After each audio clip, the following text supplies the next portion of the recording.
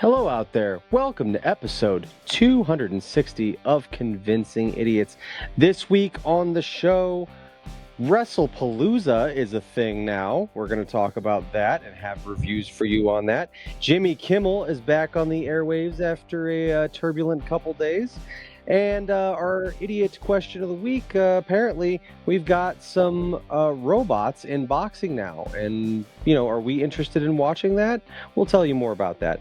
For our final segment, we'll be discussing hilarious scenes in television and movies and some of our top favorite laughable moments of all time. So, without further ado, let's start the show. Enjoy your whatever that is. All right. Test. Test. Call it again. Convincing Idiots. Convincing Idiots. Called it ham gravy. I informed them that I sided with the stat man, not just anyone's opinion, the stat man Brian Fisher. These kids today. Jingle All the Way is in fact the best Christmas movie of all time. I need to get Grandma a present, and my herpes is flaring up. I got it. Yo, yo, yo. I'm the millennial We're Santa. three friends representing three different generations. That's our whole shtick. That's our thing. Nick got to hold poop.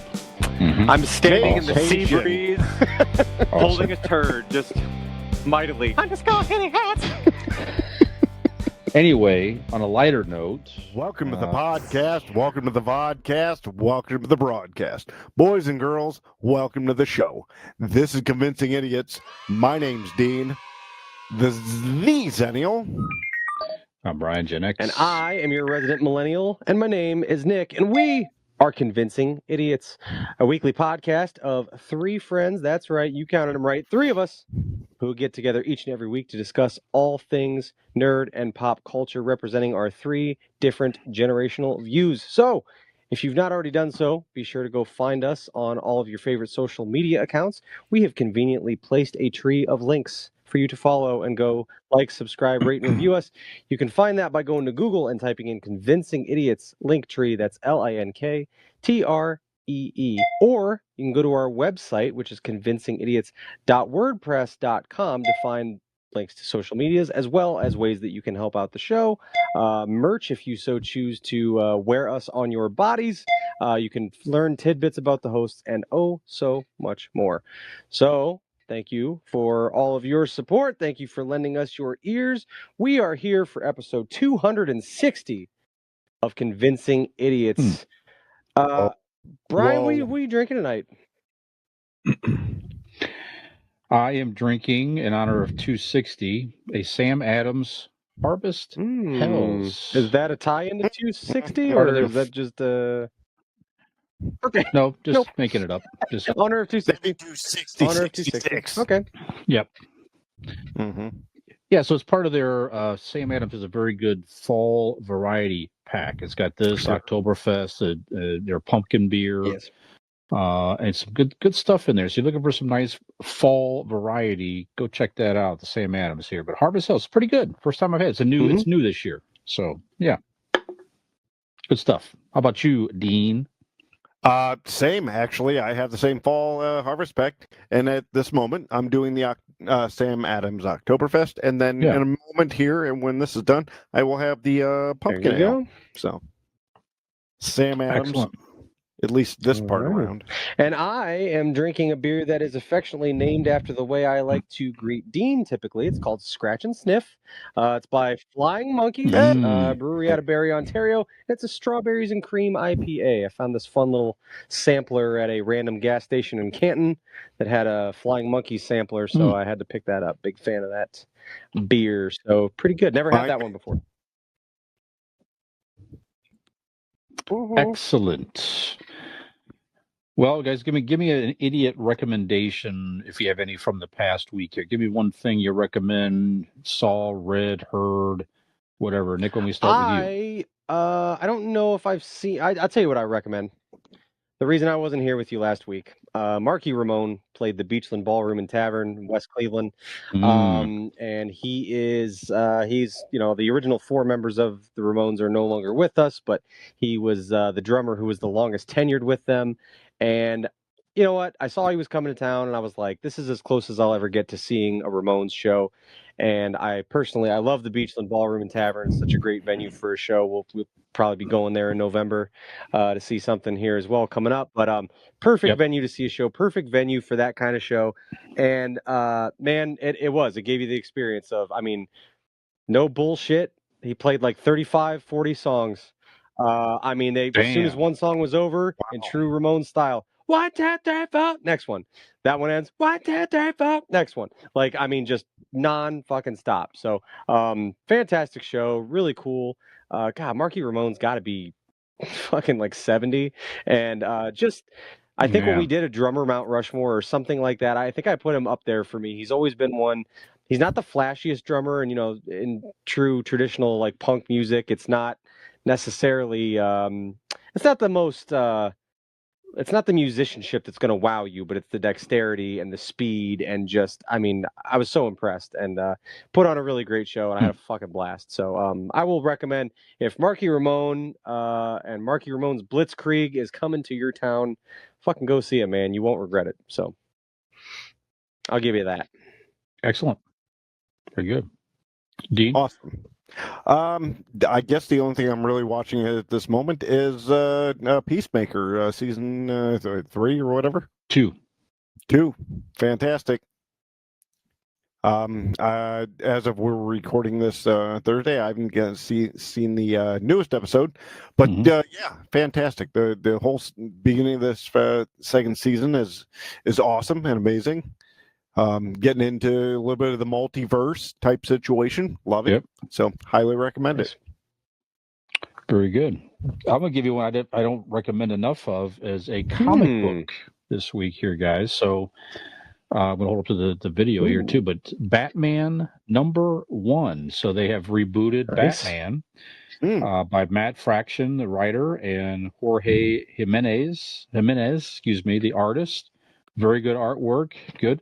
So if you're like, Batman is, I don't even know where to start. They have a new Absolute Batman series. I talked about that before. So that's a whole variation, like a Elseworld multiverse type Batman. It's a whole new take on Bruce Wayne and the Batman universe. That's also recommended. Love it.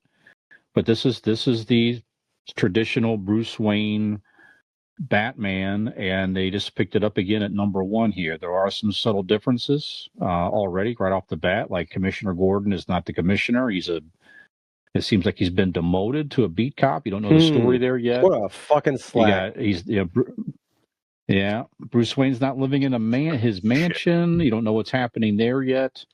But they are introducing some classic Batman villains again. He has a whole new suit. It's the blue and gray Batman suit. You can see on the cover here, it's like a Batwing type cape. It's like a glider as well that he can fly short distances with it, and a brand new Batman logo as well, which some people have some mixed reviews about. I don't know. I think it's Let me pretty see the cool, logo up closer again. Hold it up to the screen. So I like that. It's very cool. Reminiscent of like a Batman Beyond kind of like overall. Yeah. Sure.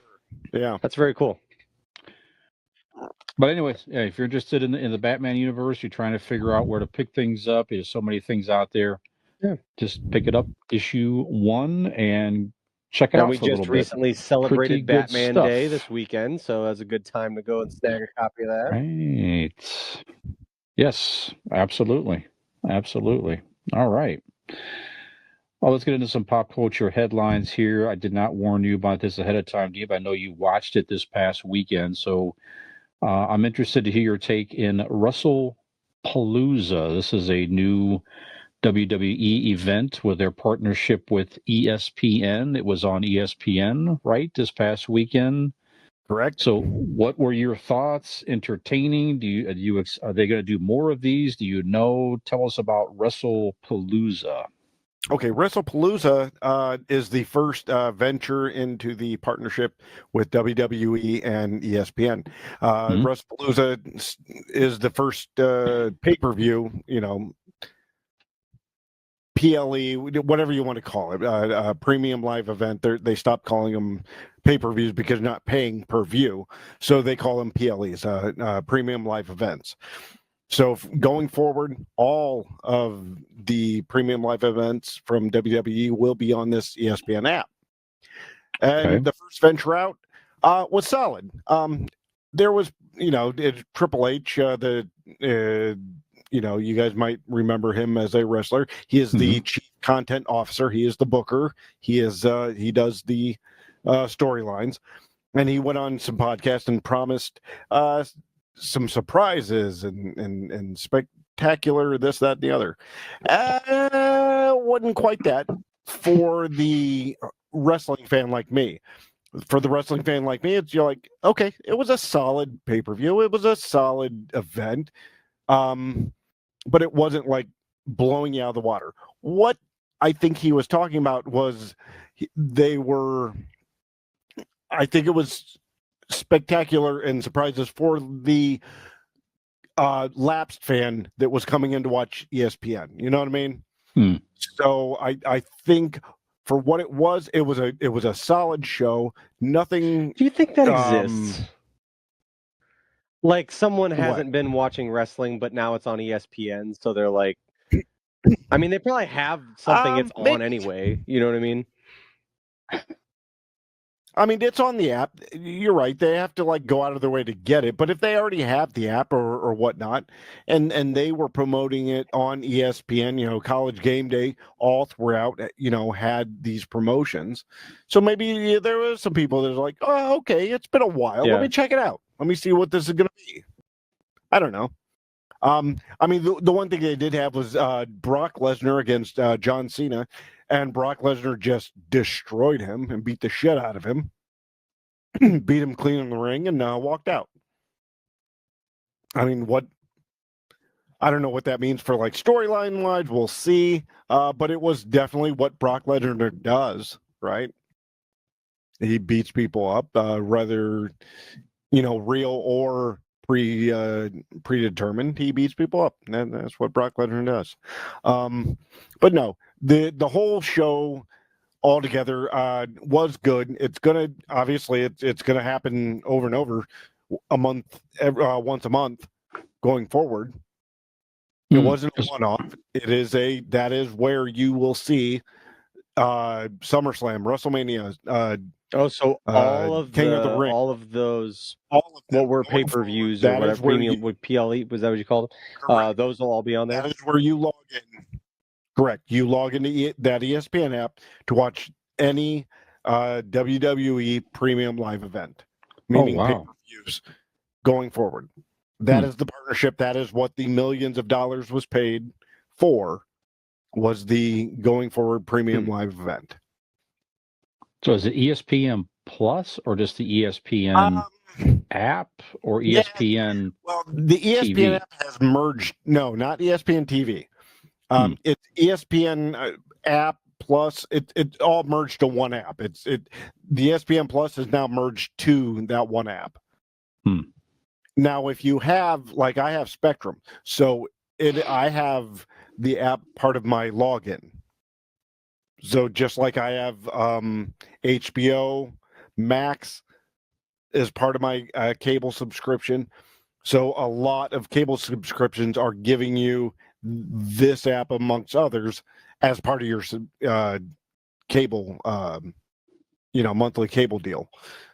But if you don't have that, it's like $30 a month, but you get ESPN, Hulu, and what's Disney? the other one? There's a third one. So Disney Plus, those are the three grouping together. Yeah.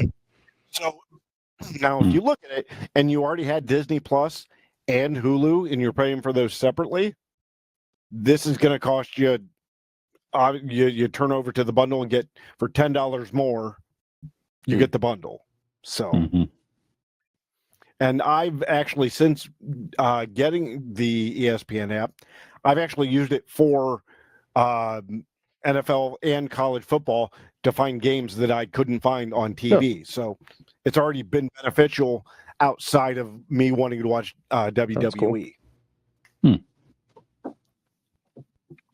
So definitely beneficial. It was a good time. If it's the same in wrestling. Is it like sports and stuff like that? But like, is there when it's on a different do they have like a different crew, like a different like broadcast crew than they do on like Netflix? Is it like a different, like if I watch a hockey game on ESPN versus Amazon Prime or TNT, like there's different panels, there's different like people calling the games. Is it like that?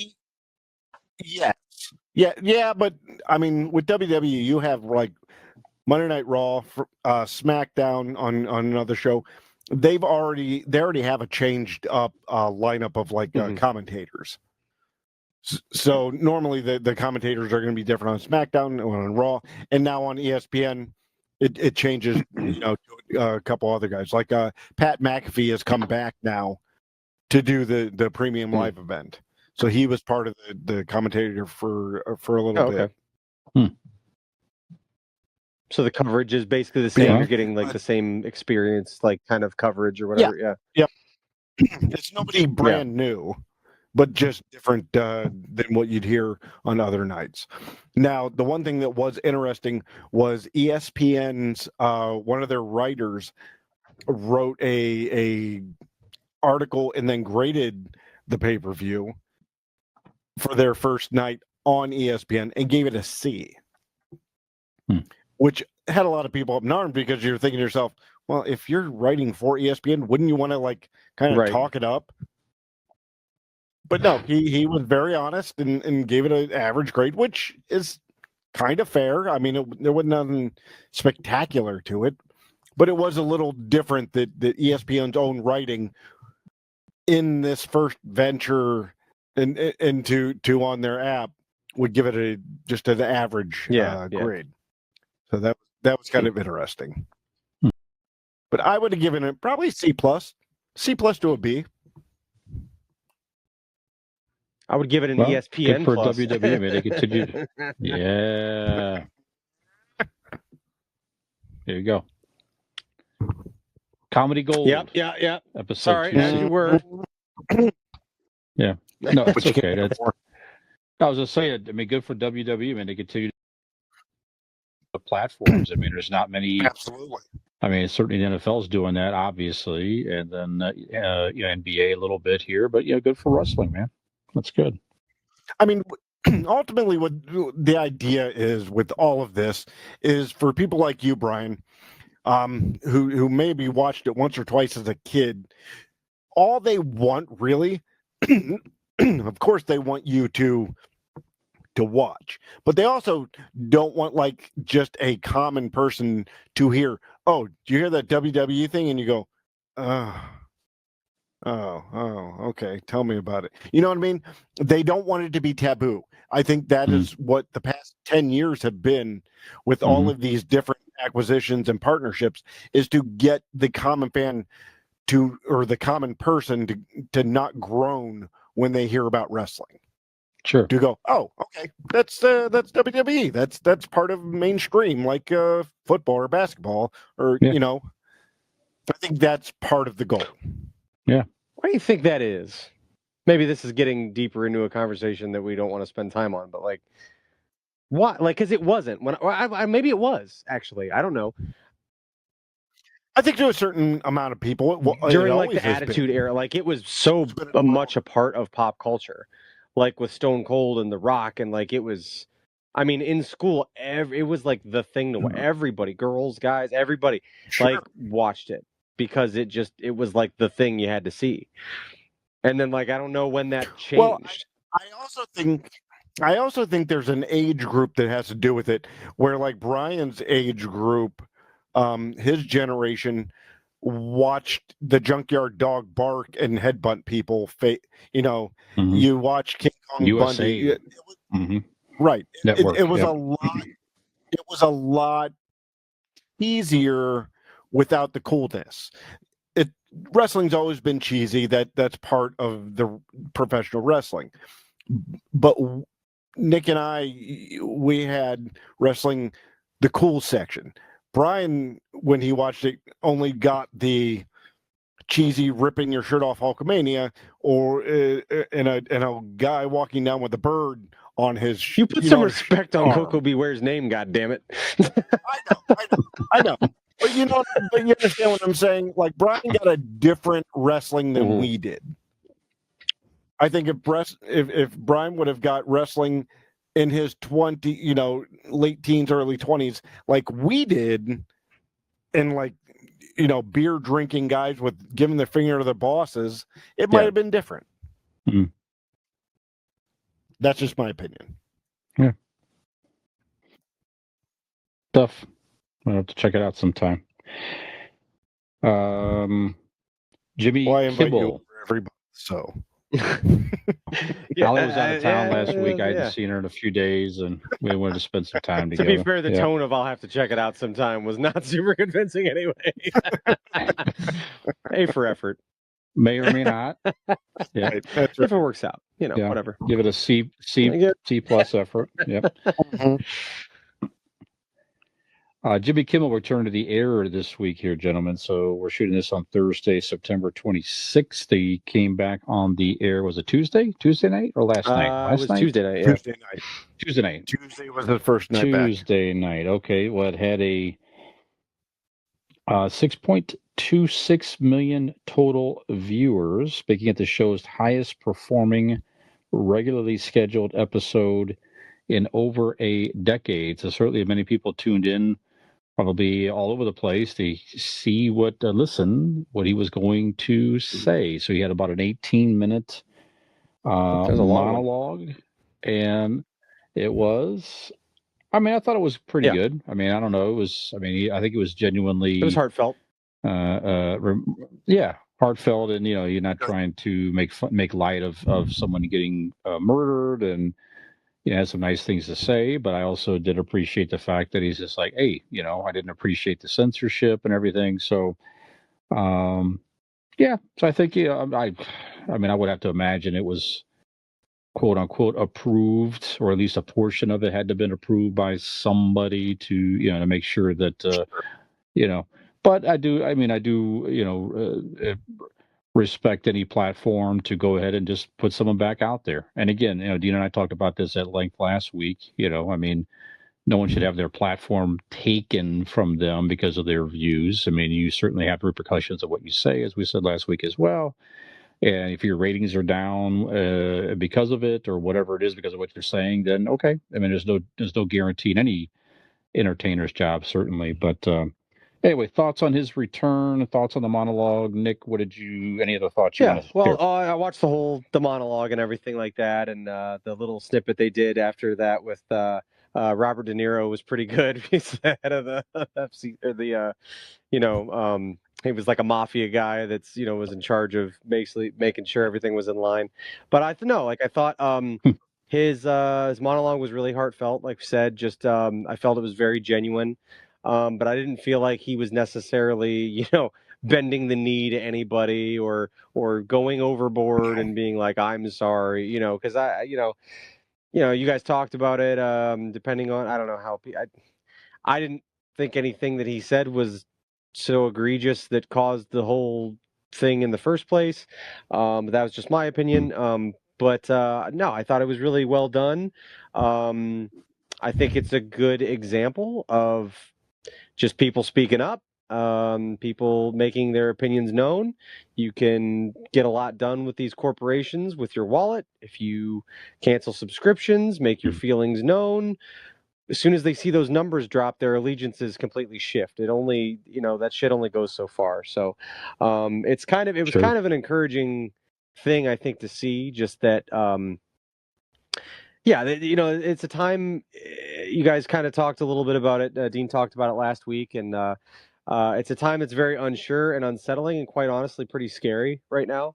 But it was a very encouraging thing to make you, in a lot of times when you feel so powerless, that to remember that the general public and people's voices do matter. They do carry weight, and more importantly, their dollars carry weight to these companies. But good to see him back. I'm glad that he's back on the air. I'm not a regular Jimmy Kimmel watcher. I consume it the way probably the majority of people do anymore, is through snippets on Instagram and things like that. But in any event, like I said, regardless of what political leanings I have. If it was a super right-wing guy or whatever that had a evening talk show, he deserves to be out there. I mean, unless he's threatening someone's life himself or, some type of hate speech, then yeah, I mean, you're allowed to get up there and say whatever you want to say, and that's I thought, and actually Jimmy even alluded to that when he said, he's like, yeah, I myself have even taken it for granted how lucky we are to live in a country that can have shows like this,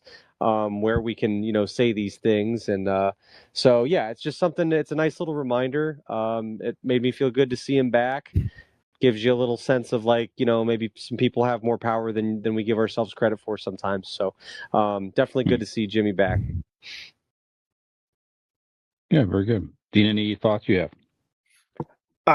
Yeah, I agree with everything Nick said. Especially how much he said I was right and sounded great. I really agree with that. I said you talked no, a lot. I didn't say you sounded great. I just said you said a lot. Didn't I? Jesus, shut me up. No, I'm glad to have him back. I honestly was very surprised, because all that happened after we recorded. I was very surprised to find out that, ABC and Disney, brought him back. But like Nick said, it goes to show what we can do as a society, with our words or our pocketbook, because a lot of people did cancel Disney Plus in droves. So that's a way of protesting. That's a way of getting our or other people's voices heard, left or right. That is the way it should be done. Not in violence, but in words and monetary actions. That's America. That is where that's where we stand strong as people. And I think we did it right, and I think it showed. And I'm glad that it shows that there's at least part of this society that we have built still works. Yep. Well, the rest, stay tuned. We'll see. It's kind of on a sliding scale day to day. No, good stuff. It sure kind of changes. It sure is. Yeah. You wake up and you don't know if you turn left or right. The only thing you know is at least we have Jimmy Kimmel, right? So that's right. That's right. All right. Another thing we have, gentlemen, is virtual reality controlled fighting humanoid robots. Yes. So you got my ear. Go ahead. Yeah. So in San Francisco, they faced off in a boxing gym this past Tuesday night. Right. So it was a preview fight to a larger robot battle that's going to be held tomorrow, Friday, when we're shooting this. And they're going after it at, let's see, it was at a place called Bay Breakers Boxing Gym. And so they're controlled robots. So it's guys it's a VR headset, right? Virtual reality headset. And two guys were controlling robots. They were about, let's see here, they were about 80 pounds each, 4.5 feet tall. And I guess it was a little bit awkward. It's like two Nicks fighting each other. That's right. That's right. So Nick is, I don't know if Nick weighs 80 pounds quite. After a shower, maybe. Yeah. Almost. Yeah. But 4.5 feet tall. It's close. It's close. No, so I guess they're going to continue to do more of this here stuff. Remember they had a show on as well, but it was like radio controlled robots with different mechanisms and things like that. Yeah, BattleBots. Yep. That's it. But this is actual boxing here. So just get into our idiot a question of the week here. Ask an idiot.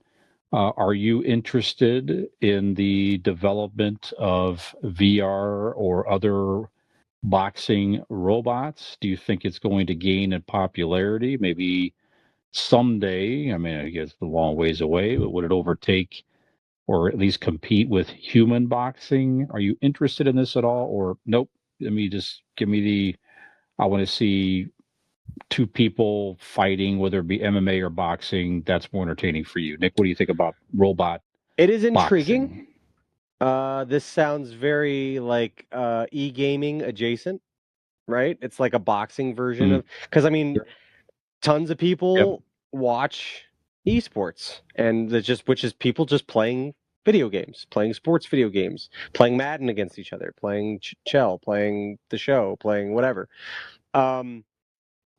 So like I think this is where like this is an interesting crossroads for myself as an elder millennial. I think this is where I leave you, young people. The Hashtag youths of Yep. today. This is where I leave you. And I can't. Hold on. Did you The say youths of today. I leave you here. Go forth and enjoy this stuff. Same with esports. Like, I don't get it. I don't want to watch somebody play Call of Duty. I don't want to watch somebody play Chell. I don't want to. If it's I'm in a room with two friends that are playing it, that's maybe a little more interesting because I know that But I would not ever choose to watch a video game simulation of a sport when I could watch in real life and watch real humans do it. That being said, this is interesting. I'm not saying I wouldn't ever like give it the time of day or flip it on. It's not going to be any type of appointment viewing, I don't think, for me. But I have a hard enough time watching real boxing. So robot boxing, I mean, like I said, it would be cool to check out just to see what it is. But there is a disconnect in my. No, but aren't these like actual like robots? It's not video Right, game. but they're being controlled It's by IVR controlled, so Yeah. they're guys controlling it. It's like a giant right, rock'em but sock'em they robot. are being. type. It's like it is a physical video game, I guess, kind of. Okay. So yeah, there's people with VR headsets on, as I understand it, like actually making the robot in real time do what it's doing. So it's like I said, Yes. it's e-gaming adjacent kind of. It's like a next evolution of that. It is interesting. It's that's pretty cool. The fact that there are real robots is neat. If I'm flipping through like I use that expression, I'm never flipping through channels. I don't have the ability to do that. If I see it on streaming somewhere and I'm looking for something to watch, I might flip it on and see what it's about, kind of thing. But as far as it gaining traction, for me personally, I'm probably not gonna like. This is not going to be a thing. Who knows? Maybe I'll watch it one time and be like, that was a lot sicker than I thought it will be. And now I watch it every week or whatever.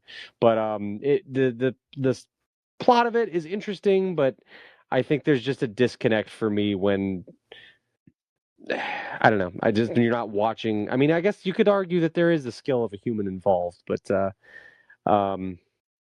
yeah, I don't know. Interesting concept. I will give it that. Okay, Dean, what do you think? Okay, a couple things. Let's start with Nick doesn't have the ability to flip through channels, not because of his cable packages, but because he has a gambling problem, as both of his thumbs have been broken. With that being said, Well, you really swerved out to the side to hit that one, didn't you? I wrote it in my head. I stuck with it. For the rest of it, I like the idea of these robots because, like, you've heard, throughout these times, you have people with concussions. Humans have, they get broken bones and they get all of these internal, that's part of the whatever fun. happening. You see a man being physically broken down before your very eyes. Well, I mean, all of these people, luckily, they have insurance, and the majority of them probably, because it's so good, have Blake insurance. Ladies and gentlemen, Blake Insurance is an independent. This is why we need robots. Robot ad readers. Let's fucking go. I gotta fucking go across this here. The Blake Insurance Group is an Erie independent agency located right here in Barberton, Ohio, offering personal care and support for all of your insurance needs, not just robot. If you need auto, home, business, or life insurance, give Aaron a call. He'll treat you with the honesty, respect, and care you deserve. Call the Blake Insurance Group at 234 571-5359 or find them online at theblakeInsuranceLLC.com for your free 5-minute quote today. And when you do, tell them that these the robot idiots sent you. So the guy off camera controlling Dean with the headset, his controller disconnected at the beginning of that ad read. Nah, the fucking his beer spilled on the controls. Yep. Fucked him up. No, like Nick said it all. I agree. The robots could be fun. Could be fun to watch. It depends on like what it looks like, right? It really honestly comes down to, is it like tink tink tink slowly tip, or is it like sparks flying when like metal hits metal? Like, what does it look like with these things fighting? Mm-hmm. If it's horrible, it's going to be horrible, right? I mean, this is obvious, but I don't want to see, like I said, rock'em sock'em robots just one punch, two punch, and the head pops off. Yep. In my head, where that is cool, I don't think we're there yet. I don't think we're at sparks flying and just a right hook by a robot with a perfect form and stuff. I don't think we're there yet. I don't know what this looks like. I'm willing to check it out, but I don't think we're where I want it to be yet. I think what Dean's saying is if it's going to be entertaining and make it, nothing bad can happen. It can only good happen. Correct. That's right. Like this podcast. Yeah, I'm kind of with you guys here. Not really interested yet. I mean, if they develop it further, I mean, if it was something like we're all like hanging out, it's like, hey, they're going to have robot boxing at a local bar or something. Let's go have a couple of beers, check it out. That'd be sweet. I mean, that'd be robots. Yeah, that'd be intriguing, awesome. But where they used to fight bears. Sure. Yep. Maybe a robot fighting a bear sometime. I don't know. I'd like I don't that. know. Yeah.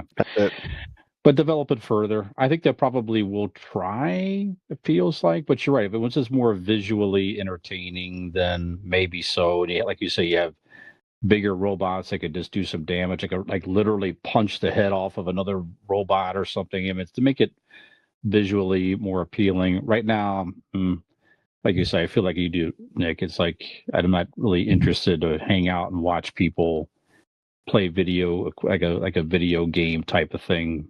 Not me, but like I said, maybe younger people, like it might be more interested. Is it ever going to overtake human boxing? I doubt it. I mean, I just don't know that it's really going to. I think we're way away before we might see something like that, where you have, mechanical fighting versus humans. I think it's just too entertaining for the human. It's too much. It's just too much to overtake that. Well, people can relate to a human fighter. They can admire the preparation and the work that goes into training, and know what I mean. Like, and to build a robot that, some guy like drinking an energy drink off to the side, drinking Monsters is like. It's just kind of like a different kind of thing. I don't think that's kind of quite the same. But if you want to combine the two movies of Rocky and Short Circuit, I'll watch that. Okay. I like it. Wasn't The Rock in a movie like that? That was like, wasn't Rock? Was it like it was like a Rock'em Sock'em Robots movie, wasn't it? I don't think he was in it, but there was a Rock'em Sock'em, movie. Yeah, it was something like that. To look that up. All right. Well, in 260 episodes, there's been tens of funny moments, laugh out loud moments on this podcast. I'm sure many loyal fans will say, "Oh yeah, yep." And our main topic will be a similar idea that Nick's going to tell you all about right after the break.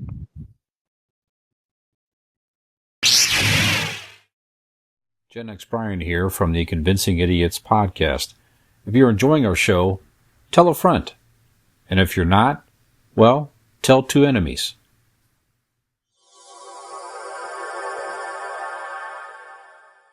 And in 5, 4, 3. Well, hey out there, and welcome back to Convincing Idiots. This is our last segment. I am Millennial Nick alongside the Zennial Dean and Gen X Brian. And guys, I hope you're ready to have a couple chuckles tonight, because tonight we are inviting you in to the Giggle Gallery. That's right. We're going to be discussing. Wow. Yeah, you like that? Yeah, here we go. Getting you warmed up. All right, thanks for coming out. Tonight we are going to be discussing some of our top laughable moments in TV and film. And when I say that, like, when I pitched this idea to you guys, my idea was talking to a guy at work, discussing a specific movie and a specific point in that movie that the first time I saw it, it just absolutely cracked me up. Like, I just didn't know what to do. I couldn't breathe. It was just, so this could be something that just caught you off guard. It could be a funny line. It could be physical comedy, anything. I want to hear just something, a moment in TV, show, or movies that have made you just lose your shit and was so hilarious. So, Brian, let's start with you. I want to hear what makes the Podlander himself get his giggle on. Yeah, I mean, this is a very broad topic. Certainly we know that. So we could do other ones. Thank you. But in the movie The Naked Gun, the great Leslie Nielsen, the whole segment of the movie at the baseball game, to me, the second that baseball scene starts, I just love every scene of that. It's like Enrico Palazzo, all the subtle things, from the usher coming down to seat the Queen of England in the clearly the Queen box, and then the two fucking guys sitting there in the Queen seats, clearly smoking a cigarette. Yeah, they kick the guys out. Just so many subtle things here making fun of baseball. Love it, love it, love it. So every time I watch that movie to this day, when it hits the baseball seat, I just stop what I'm doing and sit down and just pay attention, because it's just hilarious to me. So Naked Gun, the whole baseball segment, it's like 20 minutes of the movie, something like that. Wow, man. Fantastic. Yeah. All right. Mine. All right. So when I'm thinking of this, I'm thinking of like the scene in television, or multiple scenes in television, that really just caught me off guard. That takes comedic performance off, the next level. And the first one I think of was Roseanne. Okay, there's a scene in Roseanne. I don't know the season or whatever, but Laurie Metcalf plays Jackie, Roseanne's sister, and their dad had just died. And the scene is Laurie Metcalf is on the phone. Jackie's calling her elderly aunt to tell her that the dad just died. And the performance by Laurie Metcalf is just incredible. It starts with her going, Aunt Elder or whatever, I just wanted to call and tell you that Dad, and she's distraught. Just wanted to call you to tell you that Dad had just died. Dad died. And you can tell that this old lady over the phone can't hear, right? Dad died. And she starts screaming, Dad died. He's dead. He's fucking dead. No, she didn't say fucking, but he's dead. And then she finally goes, he's fine. He sends his regards and hangs up. The scene, look it up. It is fucking incredible. I don't think Laurie Metcalf gets the flowers she deserves. So fucking funny. Got it. That scene alone is just incredible. Definitely need to watch it. It's hilarious. Very good.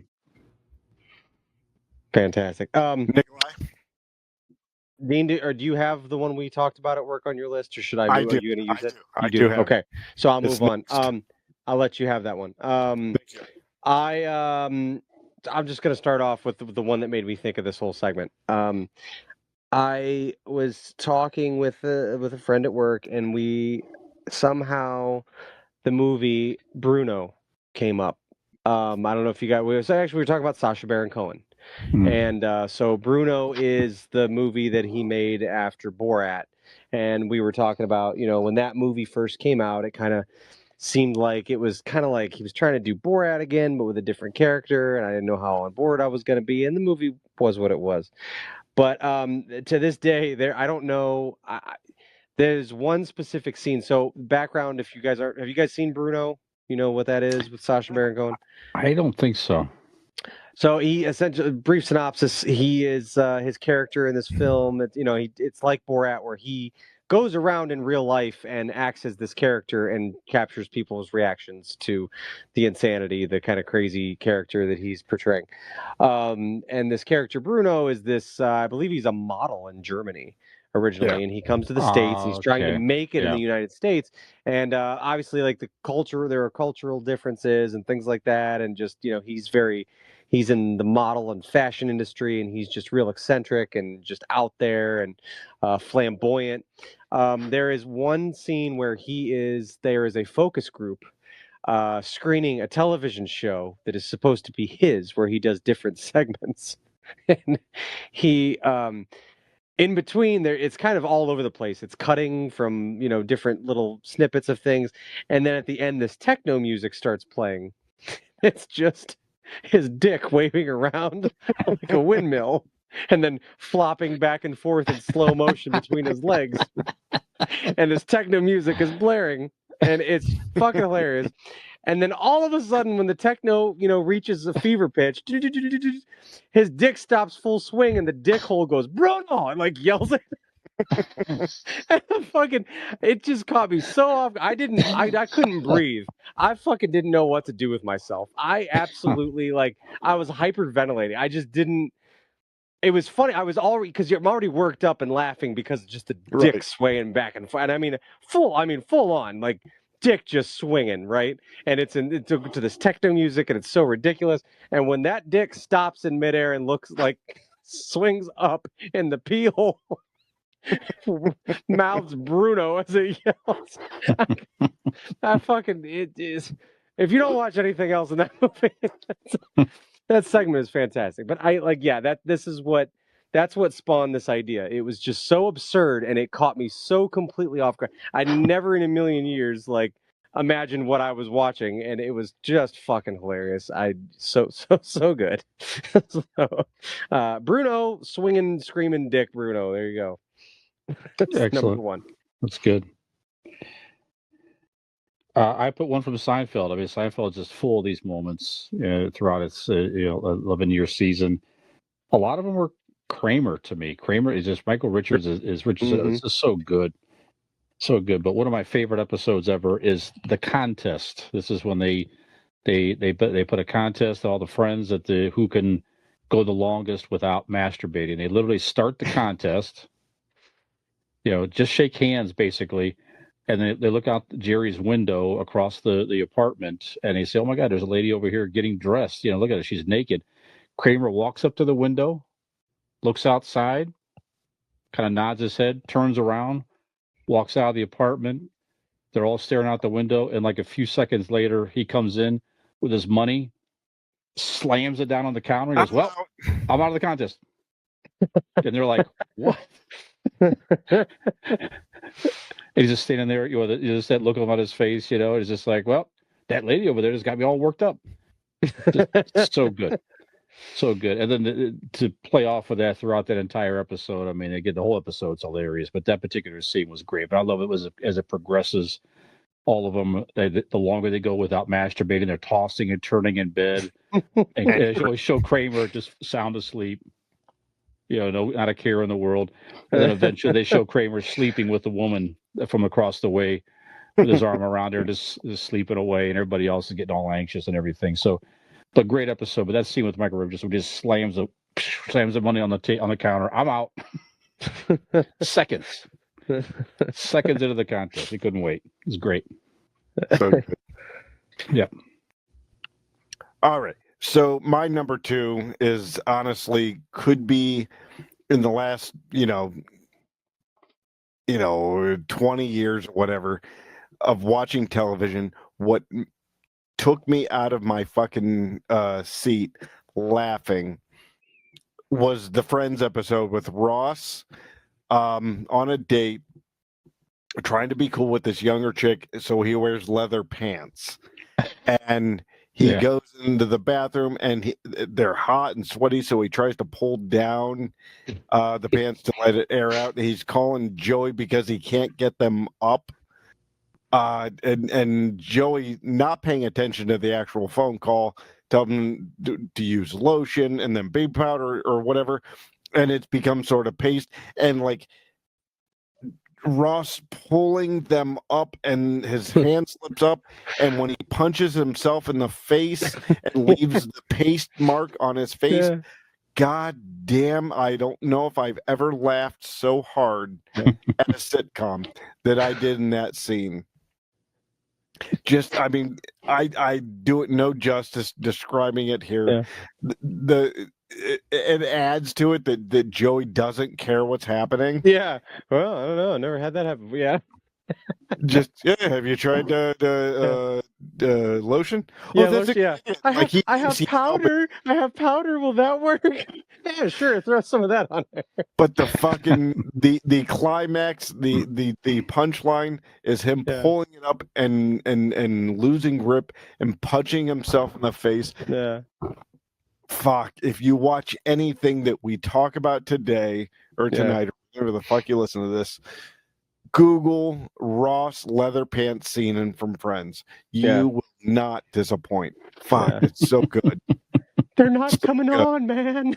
And then at the end, when it's all over, he admits defeat by like just walking past the girl with his pants tucked under his arms in his underwear and just leaves. Just all right, we'll see you later. Yeah, he goes, she's like, Ross, you've been in there for a long time. She was like, is everything okay? And he was like, sure. She's like, I think it's time to come out now. And he was like, okay. He's like, can you turn off the lights? And she's like, no, I think we're gonna leave the lights on. So good. Yeah, that was a great episode. Very good. Nikolai. All right. For my next one, I'm gonna go with. I got a lot of stuff written down here, but I think I'm gonna go. It occurred to me how much I really enjoy physical comedy. I think that's what kind of throws me for a loop and makes me. It's when something happens unexpectedly. And this is a pull from a comedy classic, and it's one of Dean's favorites. He talks about it all the fucking time. Napoleon Dynamite. He loves this movie. Are you really pulling a fucking scene? There is a specific scene from Napoleon Dynamite. So Uncle Rico is Napoleon's uncle who shows up to kind of keep an eye on them. And he is this, really? That's what you got of it? Because I didn't know there was a fucking plot to any of it. Clearly 40. Well, he says your mom sent me to keep an eye on you guys or whatever. So he shows up and he's just this 40-something-year-old man completely trapped in how good he could have been as a quarterback. And I don't even know. It's kind of indescript if it was high school, if it was college. I don't know what level he got to, but he is so trapped in was poor. How he how he could have been a pro quarterback. There's a scene. He treats the Napoleon and his brother Kip just like shit. Like, I mean, but it's so fun. There's this one where they're sitting on the front porch, and he looks at Kip and he goes, "Hey, check this out."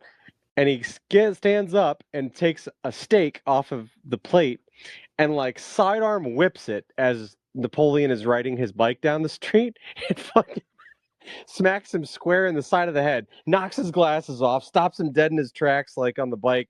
It's so, as Dean has, and this is one of the things that Dean does not like about the movie, it is so irreverent. It has no plot. It's not really about any one thing, anything, and there's no reason for it. But that movie is filled with just oddball, off the wall moments, and that was one that just it was just out of nowhere. I think it was just, again, kind of the same as the Bruno thing, just kind of caught me off guard, like fucking cracked me up. The way he positions his body and like makes because the thing is, he was supposed to have been a quarterback with prowess, right? He feels like he could have been pro, but he like just awkwardly like sidearms this fucking steak and like whips it like a frisbee at his face.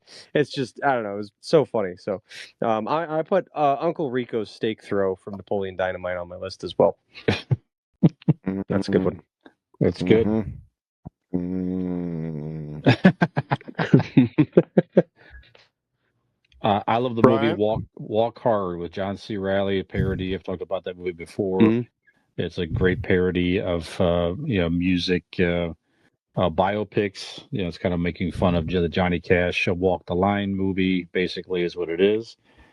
But there's many scenes in the movie that are hilarious. But one is when he bursts into like a bathroom. And Tim Meadows is in there with the girls, and he's like, "Well, what are y'all doing in here?" He's like, "We're doing pot." He's like, "Oh man, but you don't want any part of this shit." And then he's like, "Well, I don't want any hangover. There is no hangover. Oh man, I don't want to know addicting. It's not addictive, And he kind of builds it all up, but he's just like, "You don't want any." I kind of do, and goes in there. But then that scene just it goes on throughout the movie. It's marijuana, that it's coke, and it's different things that they're doing. Then he tells them, "You don't want any part of this shit." But so each scene gets progressively funny. But that initial scene, though, when he tries to convince him why pot is bad, and he's not doing a great job of convincing him that it's bad, I just fucking love that scene. It cracks me up every time. Tim Meadows and John, it played so well together in that movie. Hilarious. So. Yeah. Walk Hard, Tim Meadows. You don't want any part of this shit. Tim Meadows Nice. is the best. Yes. All right. So my next one, honestly, in all seriousness, guys, I misunderstood the assignment. I thought this was supposed to be just television. Okay. So I stuck to television, which is fine, but that's why all mine is TV, because I thought the assignment was TV shows and not both. But either way, I'm happy with my list. You don't need to brief us with the fact that you don't follow directions. We know this from past lists. Well, That's right. I'm not very That's right. bright. Just like Homer Simpson is not bright. Which brings me to my number 3. The whatever episodes, there's 7 seasons, so who knows which one it was, but it is Homer Simpson driving down the road singing the Flintstones theme, but in his version. Mm-hmm. It's probably one of the funniest goddamn things, and it goes as follows. He's driving down the road, Simpson, Homer Simpson, he's the greatest guy in history. From the town of Springfield, he's about to hit a chestnut tree. And he hits the fucking tree head on and knocks himself out. But just the fucking great combination of the molding of the lyrics in the song, and then hitting the tree is the episode where he dies and like has to face whatever life things. But yeah, Homer Simpson singing the Flintstones theme is fucking terrific to me. So that's my number 3. Great. Nice. Nikolai? I will follow you up with an animated pick here. This one's going to be from Family Guy. I think I brought it up on another past. I think probably we were talking about Christmas stuff because it is from one of the Christmas episodes. I think it's called like Road to the North Pole or something like that. Mm-hmm. It's an adventure of Stewie and Brian, and in this one, they're on their way to the North Pole to talk to Santa about getting a letter to Santa, basically for Stewie, and essentially. They get sidetracked. They eventually, long story short, they have to, Stewie and Brian get wrapped up into having to play the role of Santa and making Christmas happen because Santa is too run down with the demands of Christmas. And literally the first stop of the first house they go to turns into them trying to leave presents. And it essentially turns into a breaking and entering / murder, and tying this family up, and they accidentally end up killing one of the parents. Then the kids come downstairs and they start freaking out. It just unravels so fast. because they knock somebody out because they were caught, and then the next person Dad, comes yeah. down, and then the kids come down, and Stewie's like freaking out, and Brian's like, "What are we gonna do?" And Stewie's like, "This is the first house on this block. There's an apartment complex. We're never gonna get through." He's like, "We've been here for We've been here 45 hour and minutes. a Yeah, half. an hour and a Yeah. half. Yeah, like, yeah. It's just so like the way it just gets so out of bounds so fast, and it's just very dark but hilarious. So yeah, I've got the Stewie and Brian Christmas attempt on my list. That's a good one. Started Very watching good. it the last couple holiday seasons, Nick. That's great. Yeah. I watch it every year. Yeah. Mhm. Okay, so I Caddyshack again. I love the movie Caddyshack. I watch it every summertime season. I can't let it go by without the summertime go by without watching Caddyshack. One of my favorite scenes of that movie is when they first introduce the Rodney Dangerfield character, Al Shervick, and he's just rich and just doesn't give a fuck. He's just got that part of it. Got to the point in his life where he's just like, I'm rich. I'm going to spend money. I'm going to flaunt it. I don't care. He walks in the pro shop. And he's just like, hey, give me a naked lady teeth. Give me a box of those. Give me 6 of those. And then he sees the hat. There's a hat. He said, oh, this is the worst looking hat I ever saw. I said, you get a hat like this, you get a free bowl of soup. He turns around, and Ted Knight, Judge Smale's character, is wearing the same hat. And he goes, oh, but it looks good on you, though. And the look on Dangerfield's face, he kind of rolls his eyes in that classic huge eye Dangerfield look, rolls his eyes, and then just that scowl on Ted Knight, takes the hat off and slams it down and walks out. I just fucking love that scene. Every time I watch it, it makes me laugh. Just the two great comedic actors. Ted Knight playing the villain in the movie Judge Smales, and Rodney Dangerfield the goofy Al Shervick. I fucking love that. And to this day, you could buy that exact replica hat from that movie to this day online. There you go. Nice. The Caddyshack hat. Yep. Yeah. Awesome. Yep. All right, I'm up here. Okay. I'm going to actually stick with Nick on this next one. Family Guy. Sure. It's been on for so long, just like The Simpsons. So when this episode first aired, I believe it was in the first season, 98, 99, something like that. So I was in high school, and to see first of all, to see the Family Guy, to see a dirty cartoon was just mind blowing and hilarious. But to see the scene when Peter's was sentenced to jail, they were in the courtroom, to see the first because they did it so often after it, but to see the Kool-Aid Man come in for the first time, Yeah, was such an incredible joke. They did like this sitcom or whatever TV show trope of like when he's sentenced to jail, each person, oh no, and then somber music is playing in the background, like, and they're focusing on the family. Yeah, breaks through and goes, oh yeah. It's so unexpected, especially for the very first time you saw it. Was he has to he backs out. Gold. He backs out slowly. Like, whoops. Yeah. God, I will always remember how funny that was the moment I saw it. A lot of these things, you're like, all right, I've watched it back and it gets funnier and funnier. I remember how fucking hard I laughed, at that joke. It's just a brilliant joke, especially people that our age who grew up with those, old school Kool-Aid commercials. Just how great it was. So yeah, Family Guy, the first Kool-Aid Man episode. That's a good one. Nikolai. All righty. Well, you know what? We'll keep it animated. How many would I got? 1, 2, 3. I got 2 more to go. Okay. So yeah, I gotta really narrow it down here. I'm gonna go with another. I'll go with another animated one here, and this time we're gonna go with South Park.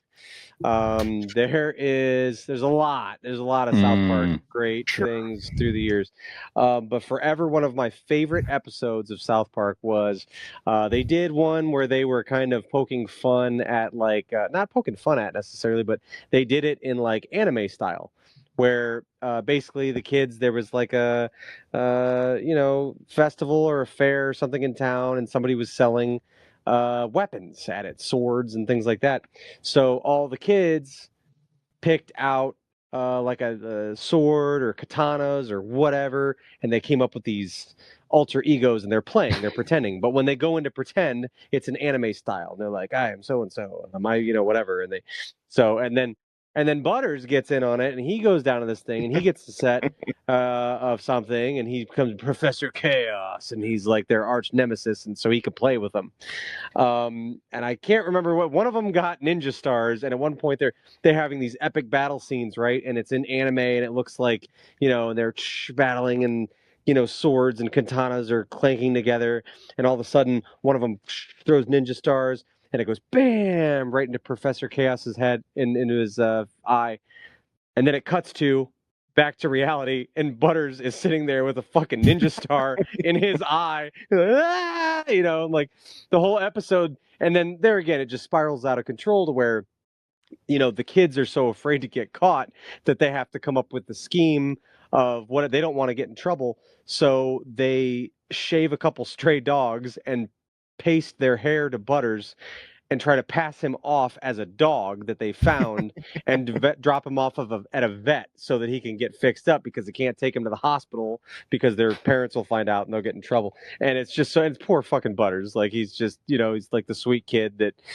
does no wrong and is so good natured. And, yeah, just that first, when they're having that epic battle scene in that anime, animation style. And then as soon as Butters' character gets hit in the face, yeah, it cuts back to like real life, and he's just like, "Ah," like he's got like his eyes bleeding. He's got a ninja star in his eye. South Park, the anime ninja star. That was a good one. Very good. Quick scene. I'm going to move it up on my list here. Airplane 2. You don't think, if you think about Airplane 1, and Airplane 2 wasn't as good a movie. They flew into space. You might remember, if you haven't. I mean, I know you haven't seen it, Nick, but. Did you ever see Airplane 2, Dean? Oh yeah, they took the space shuttle. Well, yeah, it's the same. Fly the shuttle this time, but there's a scene where they have to quickly as possible, and Stryker's like, you better get ready, Elaine. This is as fast as man has ever traveled before, and they pan over to her. And she's wearing sunglasses and with a toque. She's just like, oh, wow. I just thought that. That scene just cracked me up. That's how she got ready to travel as fast as the man ever did before, got high. And I fucking just love that scene. Cracked up I didn't really even get it as a kid. I'm like, well, clearly she's doing drugs. Yeah. I'm sure she's, whatever. But even then, it made me laugh as a kid. I just fucking. That's it. Simple. Who's next? Last on my list. Yep. All right, from the TV show Scrubs. Mm-hmm. It's a very simple joke. The premise is, for whatever reason, JD was outside the janitor's house, and he happened to accidentally see him naked, and he noticed like a spot or whatever on his penis. So the next day he goes into the janitor's. He goes into the janitor's at work, and he tries to confront him about it. And the simple joke is that JD says, I didn't mean to, but I was outside your house and I saw you naked, and I saw that you had a spot on your penis. And he goes, don't worry. It's probably benign, but I just want to check. And the janitor's reaction is, yeah, benign, 9.5. Just fucking floored me. Just but 9.5 joke is just brilliant. Yeah. So that is the last on my list on Scrubs, and which happily is coming back, is being continued, not rebooted. Continue with the original cast. Everybody that is alive is coming back. I believe sometime this winter. Very good. Nice. Good. It'll be good to have back. Yep. Absolutely. Yeah. Nikolai? For my last one, I think I'm going to go ahead and go with Always Sunny in Philadelphia. Sure. Oh, man. That's another one, man. There's a lot of good stuff from that show over the years, but one that always fucking cracked me up is I love Charlie Day. Charlie Day does such a great job at just his performance at being so spastic and over the top. There was one where he got a job in a mailroom, and he kept, he took this job very seriously, and got really wrapped up in trying to find this Pepe Sylvia, and that all this mail kept coming to. And to this day, you'll see a lot of memes from this episode where Charlie Day's standing at a board and he's got, pieces of string on the push pins and trying to connect the dots, and all of this is from this scene where he's trying to find Pepe Sylvia. He's like, all these messages every day long. All like, hey, Pepe Sylvia, Pepe Sylvia. Who the fuck is Pepe Sylvia? And like he's just losing his mind. And it's all based on he's the mail collector. He's supposed to drop off the mail, but he's getting mail for somebody that no one knows who Pepe Sylvia is. And of all these floors of this office building and all these offices, he can't seem to track this guy down. And it's like I said, it's just to talk about it. It's not as funny, but fuck, I must have, when I first watched that episode, I must have rewound and watched that scene like no less than 20 times. It was just so funny to me. He was just so over the top and just losing his mind over this. And to this day, I remember the name Pepe Sylvia just because of that scene. Nice. But Charlie Day. Very good. Yeah, good stuff. So, any honorable mentions? I got a few. I'll rattle them off real quick if you want here. Good. I also just missed out on so in Wayne's World, Wayne Campbell is trying to break up with this girl Stacy who he's been dating, but he's not very interested in, but she's interested in him, and the whole dynamic of their relationship is funny because she keeps clinging and hanging around and acting like they're together when they're not, and he's being very clear that they're not. There's one where I think it's the street hockey scene where they're outside and she comes riding by and she's, hi, Wayne. Hi, on a bicycle, and she's not paying attention and just fucking slams into a parked car and goes like sliding up and over then down the front of the hood of the car. Like it's fucking just physically, it's just fucking hysterical. That was good. Also, Dean, Ready to Rumble? You seen that movie? I've never seen it. No? Oh fuck, you got to. It's like WCW universe. Long story short, these two guys are like really they're a huge super fan of this one wrestler who gets screwed over in the WCW, and these guys are just kind of losers. They work as they empty porta potties. They drive around a shit truck and empty porta potties and stuff. They finally get tickets to go to Nitro. Was the Monday Nitro? Yeah. Yep. And when they finally go to Monday Nitro, they see their favorite guy get screwed over right in front of them. And on the way home, they're all in tears about it and really upset about it. And damn Diamond Dallas Page and Scott Kahn, that's his name, goes hitting. He goes, damn it, and he's driving the car. And when he hits it the last time, he makes the wheel go to the side, and they're driving their work truck, which is full of shit. And they lose control of it, and it ends up spilling shit all over the road. And it's just a very funny scene. Like, once again, just kind of physical comedy. David Arquette and Scott Kahn were the two main characters in that one. There's more. Too many of them are probably hard to explain if you haven't seen them, so I'll leave it at that. Good. All right. I actually I didn't have any except when Nick said the one, it did remind me one. So I'm going to give one honorable mention. I'm going to have to clean this up because it's not PC or appropriate, but it was from what is it? What's the fucking movie with where they smoked weed? Jim Brewer. Oh, Half Baked. Half-Baked. I think it was only in the trailer, maybe, or it didn't quite make the movie, but it was, what's his name was feeding the horse. He's feeding, and there's an African-American police officer, and she is on the horse, and he's so high, he's feeding the horse oats. And he's like, "Oh yeah, girl, eat the oats. You hungry, girl?" And she turns around and says, "Fuck you," and then the N word, but the way she says it, again, the way I just described it is dog shit. Yeah. But if you just Google it, because she doesn't know he's talking to the horse, and fuck, it's so funny. Yeah. I just butchered the fuck out of it. So Brian, go ahead. I had a couple. I mean, there's so many here. I mean, there's so many Hank Hill isms in the 14 seasons of King of the Hill. But the new season, I told you, that was one of my recommendations. Go check that out here. But we watched it the other day, and Alan is cracking up here. Hank made a comment of like, "Oh, I remember that. That was back in the days when quarterbacks would stay in the pocket." You know, it just those type of quotes. But we just cracked up at that one. But just so many Hank Hill dad isms. He becomes more relatable as we get older.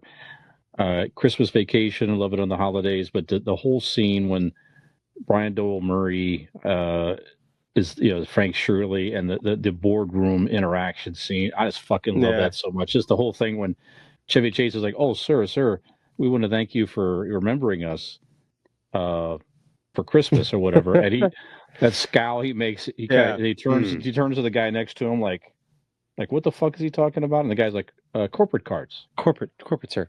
Yeah. And he just kind of stares at him again like, and the guy was just, his awkwardness was like, I crack up at that every fucking time. just that small scene. I fucking love it. Animal House, John Belushi, the cafeteria scene when he's real quick. Real quick, you could extend that scene with he leaves and he's saying goodbye or whatever to all of the corporate minions behind him. Kiss his ass, kiss your ass, happy Hanukkah. And then Frank Shirley gets the names wrong. Just like, don't forget that report, Bill. You just get, just that classic. Scene is so good. It's a great. John Belushi, the cafeteria scene in Animal House when Bluto is going down the aisle, getting stuff on his tray, just grabbing so much stuff, and just randomly grabs an entire hamburger. Of course, this is John Belushi actually doing this, and stuffs an entire hamburger in his mouth, sucks the Jello up. It just that whole scene with him was classic John Belushi. Again, there's so many. Look, almost did get it, all that stuff.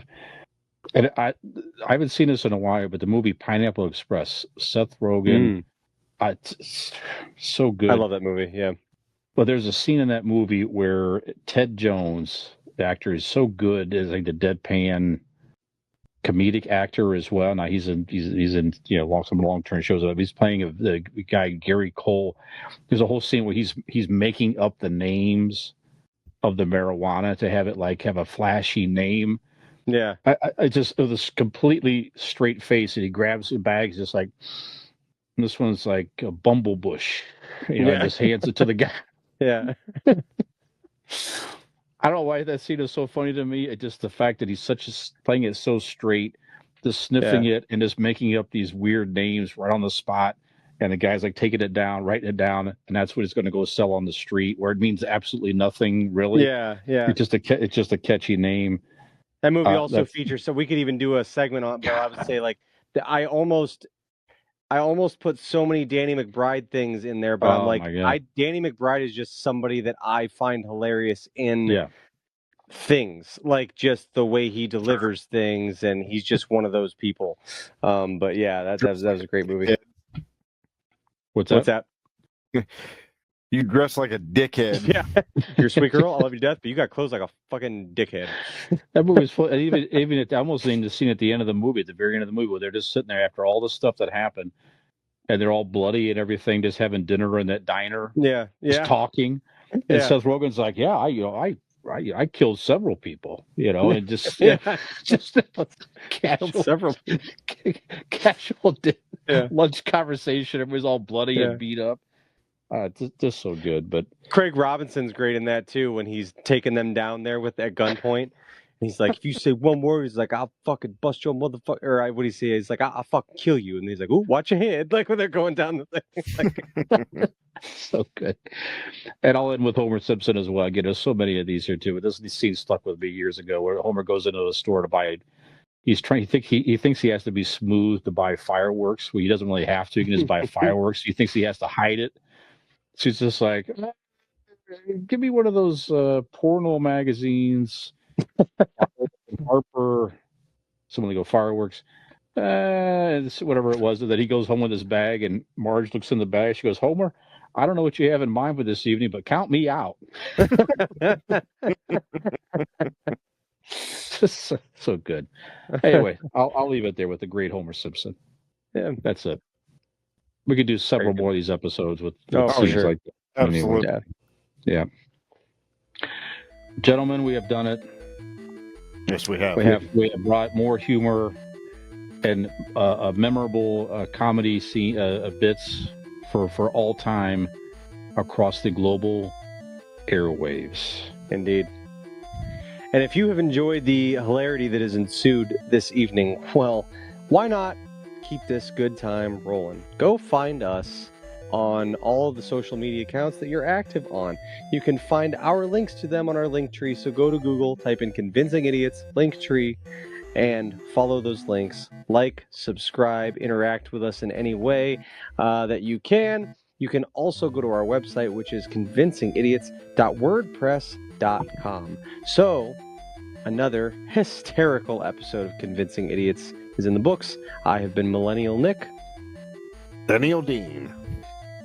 Gen X Brian. Have we convinced you to join us for more comical moments here on Convincing Idiots? I'm waiting on that myself. Yeah, well. Only way to really find out is to keep coming back, I guess. You know, and eventually it may or may not happen. The odds are probably in your favor. Hey, Dean with Convincing Idiots. Brian and Nick here. Like and subscribe.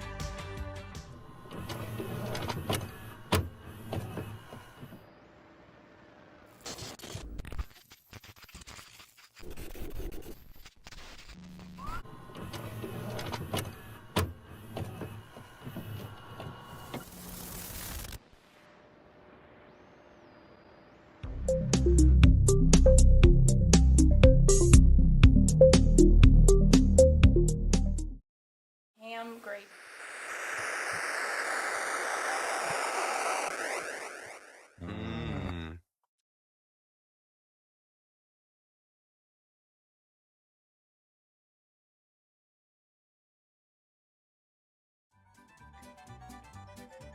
Welcome to the podcast. Welcome to the vodcast. Welcome to the broadcast. Boys and girls, welcome to the show. This is Convincing Idiots. My name's Dean, the Zennial.